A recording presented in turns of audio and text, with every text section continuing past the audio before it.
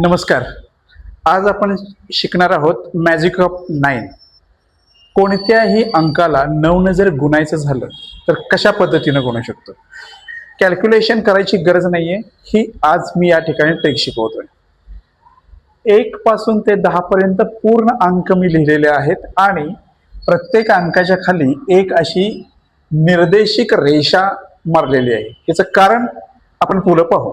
आता समजा उदाहरणादाखल आपल्याला कोणत्याही अंकाला 9 ने गुणायचं आहे, म्हणून मॅजिक ऑफ 9 असं नाव दिलेलं आहे या व्हिडिओला. तर ह्याच्यामध्ये काय करूया आपण,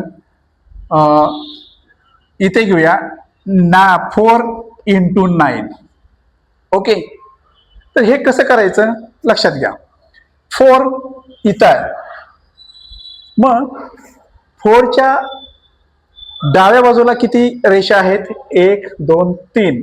मग आपण काय केलं, 3 इथे लिहिलं. आणि उजव्या बाजूला किती आहेत? 1 2 3 4 5 6. हे आलं उत्तर.